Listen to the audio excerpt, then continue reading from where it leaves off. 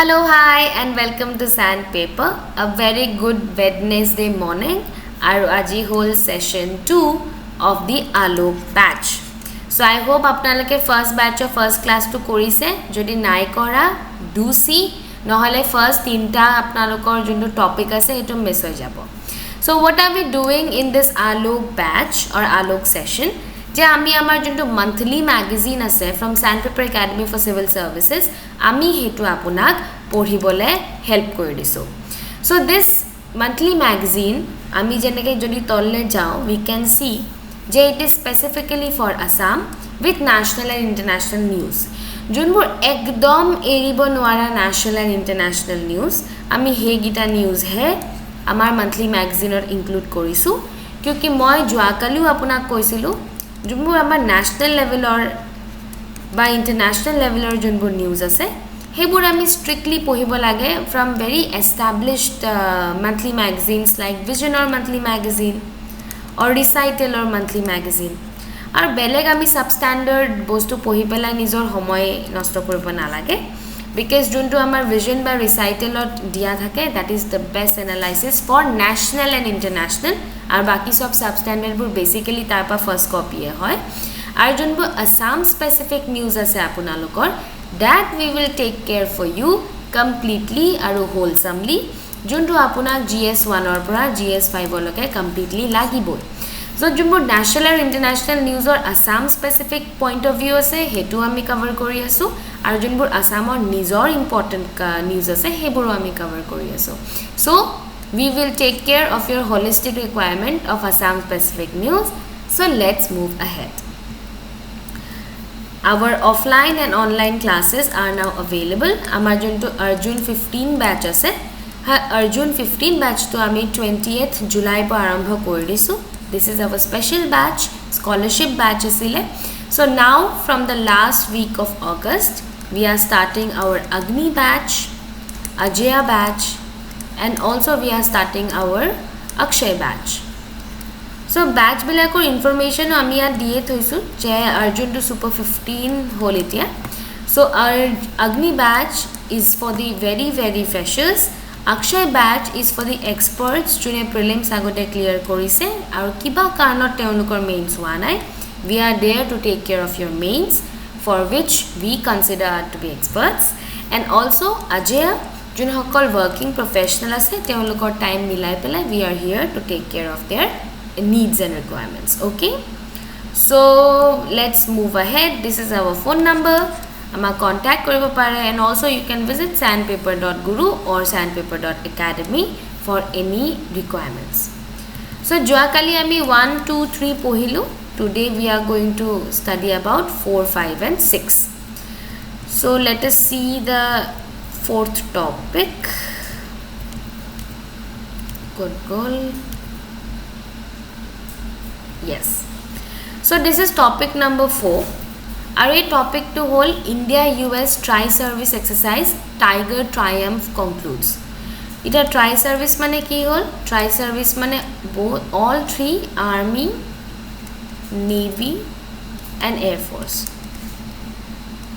ta mane India aru USA mili pla eta all three service or eta exercise korise hor exercise to naam hol Tiger Triumph so let us learn about it the 14-day bilateral tri-service exercise between India and US Tiger Triumph 24 has concluded so amar keteba match ta following ahibo pare je Bangladeshor amar junto amar exercise or hetur naam ki Israel or logot amar junto exercise hetur naam ki amar jodi amar US or logot belego ase hetur naam ki so hebur bostu ami eta table bonai loi pelai monot koribo lagibo and that is your job to do যদি আপোনালোকে কোনবা institute বা data পাই যায় নো problem কিন্তু এই নোটটো আপুনি remember কৰিবই লাগিব আৰু এটো আপুনি মনত পঢ়ি পেলাই কৰে লিখি পেলাই কৰে দ্যাট ইজ অন ইউ বাট মনত কৰাটো জৰুৰী সো এইটো টপিকত আমি সামজে টাইগাৰ ট্ৰায়াম্ফ বুলি কোৱা লগে লগে it is no ordinary exercise it is a tri service exercise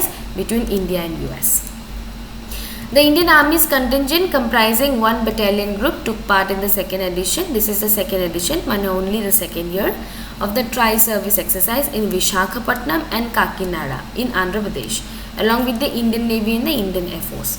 So UPSC ebar ahisile, UPSC this time or question ahisile ki India Bangladesh or juntu amar juntu exercise hoy hetur place to hudisile. Jodi UPSC hudise APSC cannot be far behind. So আমি যেটা tiger ট্ৰায়াম্ফৰ কথা পঢ়িম আমি এটো immediately মনত কৰিব লাগিব যে this was held in Visakhapatnam and also in Kakinada and both are in Andhra Pradesh. Okay, so the exercise that began in March 18 aimed at developing interoperability for conducting humanitarian assistance and disaster release operations and refining standard operating procedure to enable rapid and smooth coordination between forces of the two countries. The Indian Army's contingent comprising 1 battalion the closing ceremony of the amphibious exercise was held on board USS Somerset on March 30. Amphibious exercise mane ki? Amphibious exercise mane both on land and water. Understood?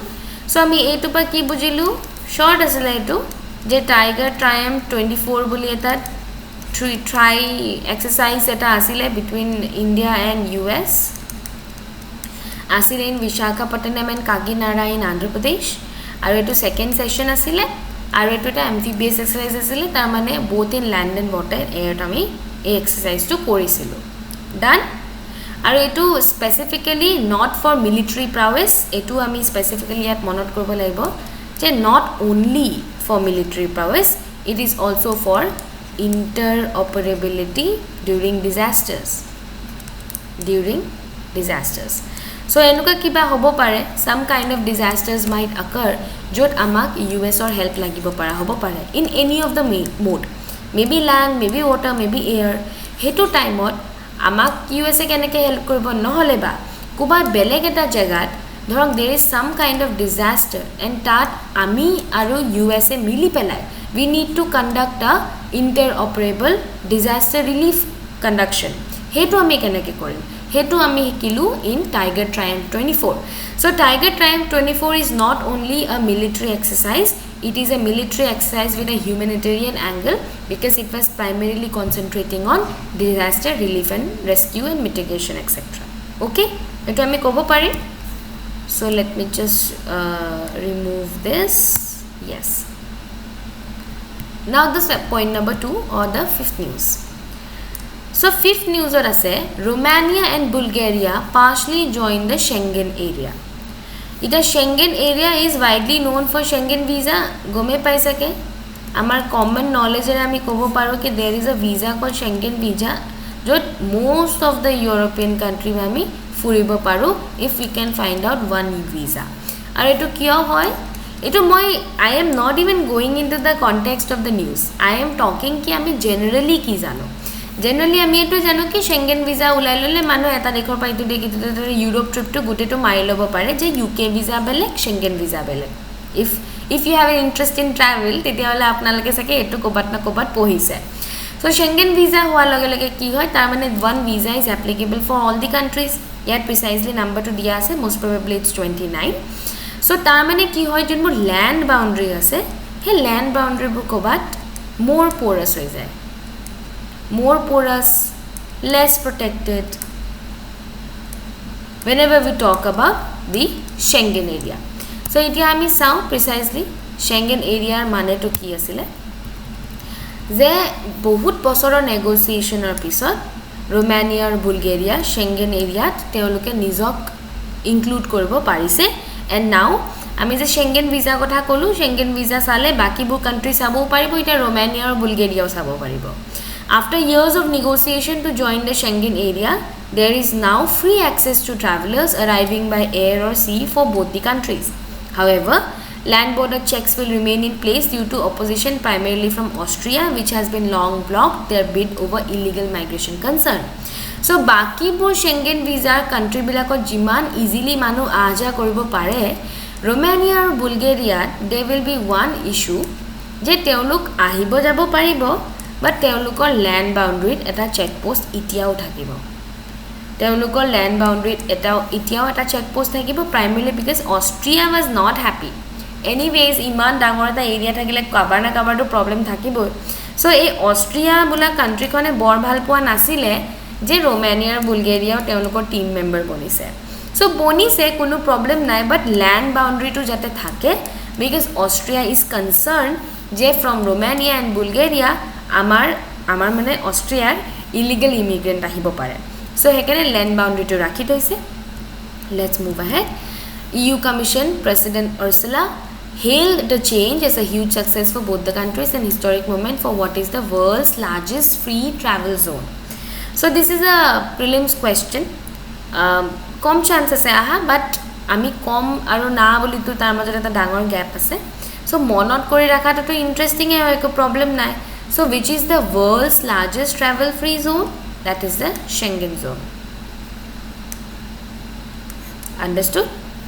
The Schengen area was established in 1985. Before Bulgaria and Romania's admission, it comprised of 23 of the 27 EU members, along with Switzerland, Norway, Iceland, Liechtenstein, everybody. So, kisuman country badi like UK and all, to teoluk he country kitak badi about 23 countries. That means there are 4 countries which are left out. So, out of those 4 countries, badi pela baki 23 country of 27 EU member already a part of the Schengen zone. Okay. Austria vetoed Romania and Bulgaria's admission into the Schengen zone at the end of 2022 but allowed Croatia full accession. Bulgaria and Romania joined EU in 2007 and Croatia in 2013. So question 2, this is a primarily prelims oriented topic. So prelims oriented question bur kenuka ahibo pare? When did which is the most recent country to join the Schengen zone? Tetia ami Romania and Bulgaria duite ami monot rakhibo lagibo. Ar Romania and Bulgaria agot kune join korisile? Croatia. So egita bostu ami monot rakhibo lagibo for the prelims perspective. Yet mains perspective bor nai.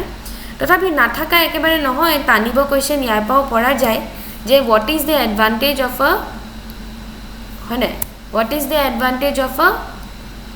travel zone, free travel zone. Should India also have a free travel zone with its neighbors? Parine mains question boni gol instantly je what are the advantages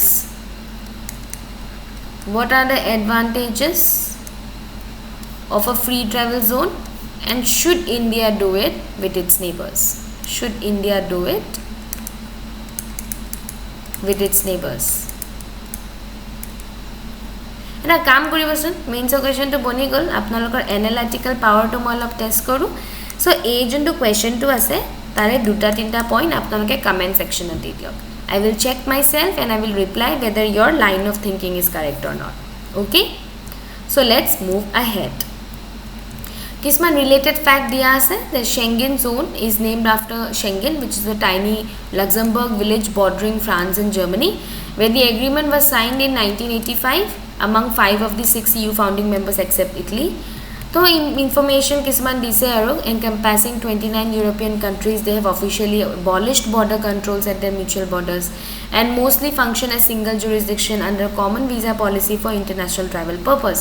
So these are also important because ami ebar GS or dekhisu je amak diaspora in fact visa policy upor question hudisile.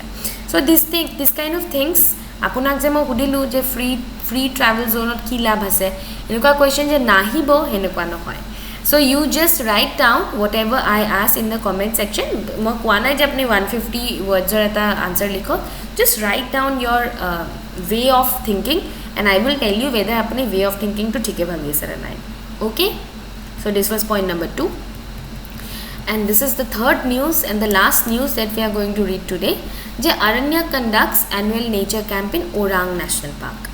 As part of the sustained endeavor to connect kids to the nature conservation efforts, biodiversity conservation organization Aranyak has conducted yet another annual nature camp, third time in a row, in Orang National Park and Tiger Reserve in March 26-28. So Aranyak is known because it's a famous nature oriented NGO.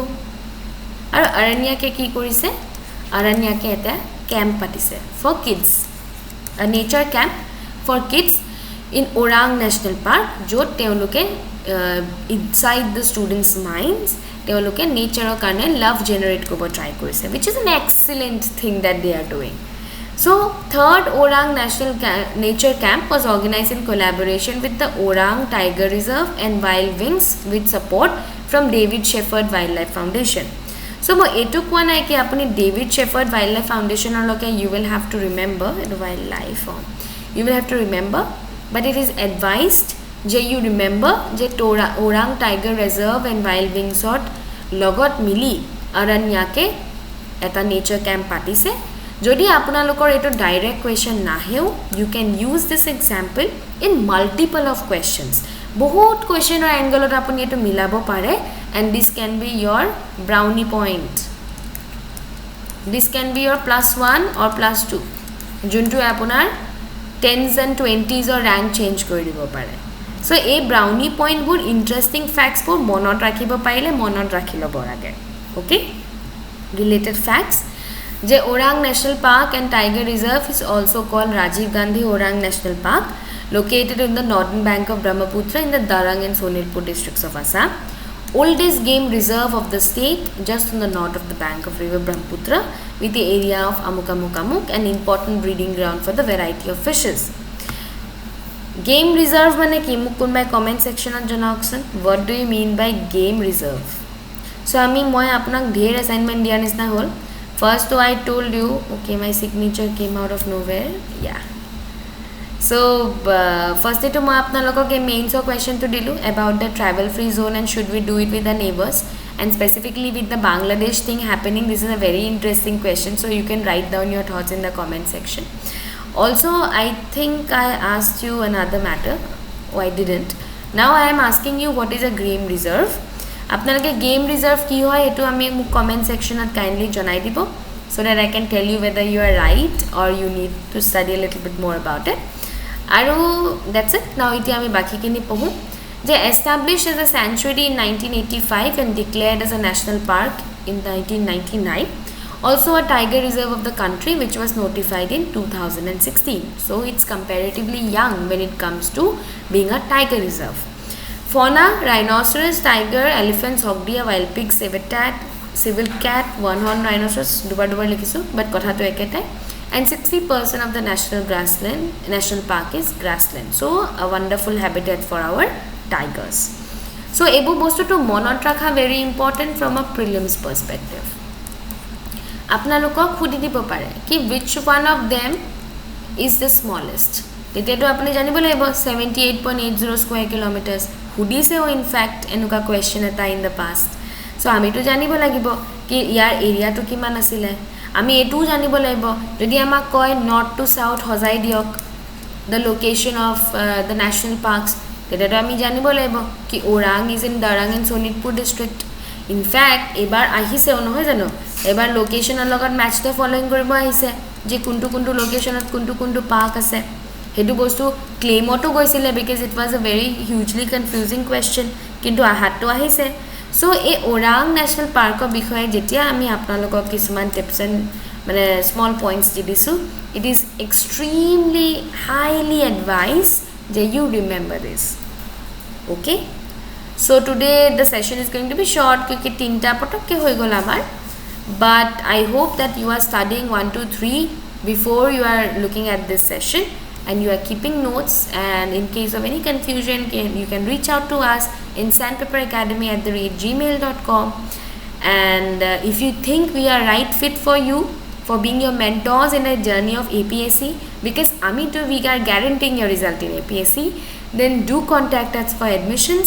Phone number to your DI hoise, do contact us, or you can also visit sandpaper.guru for admission details. And that's it. I'll see you tomorrow and also see you in the academy. Thank you.